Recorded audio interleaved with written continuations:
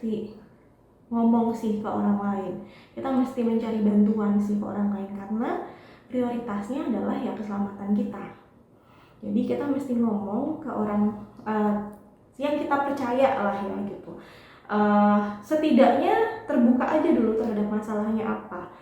Kalau misalnya memang masih bingung dalam mencari bantuan atau apa segala macam, coba untuk menyampaikan aja dulu masalahnya seperti apa.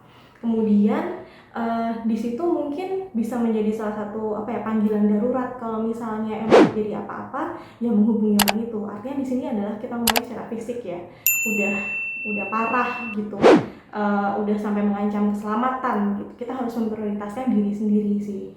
Jadi kitanya jangan memikirkan orang lain atau memikirkan kayak tadi saya bilang anak-anaknya, atau takut nanti dianggap ini stigma, takut dilihat negatif sama orang lain. Harus memprioritaskan diri sendiri. Once itu sudah mengancam keselamatan, jangan ragu, jangan takut untuk menghubungi orang lain. Dan kalau bisa yang terdekat sih secara lokasi gitu ya, karena kan kita nggak pernah tahu lokasi terjadinya KDRT di mana. Jadi kalau misalnya memang ada di lokasi A, cari yang paling dekat dari lokasi A itu siapa. Misal kalau di rumah, ya minta tolong sama tetangga. Karena kita membutuhkan bantuannya berarti dengan cepat kan gitu.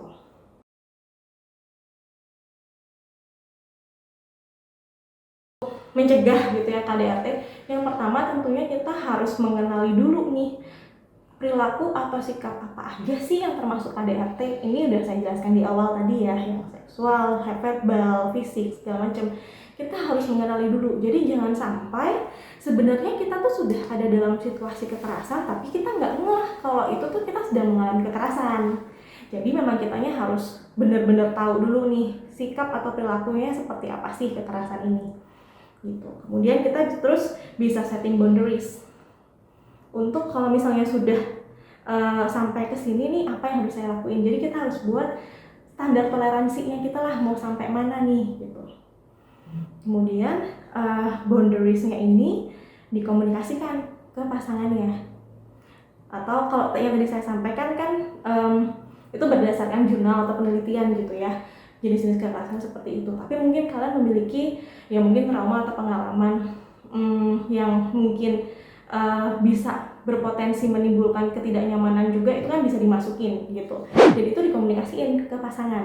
Kayak misalnya aku nggak bisa kalau misalnya dengar suara orang berteriak atau suara keras. Jadi nanti kalau ngomong, kalau misalnya ada masalah, please jangan teriak ya gitu.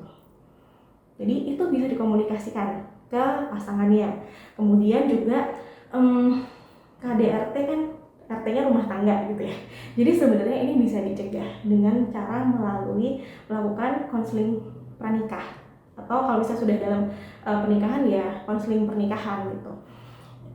Intinya adalah kita membutuhkan pihak ketiga sebagai penengah gitu, untuk mencari tahu dari sisi suami seperti apa, sisi istri seperti apa, kemudian ya dibantu untuk mencari win-win solutionnya seperti apa nih, jalan tengahnya seperti apa, penyelesaiannya seperti apa. Mungkin di situ kita juga dibantu untuk mencari coping masalah yang baru seperti apa.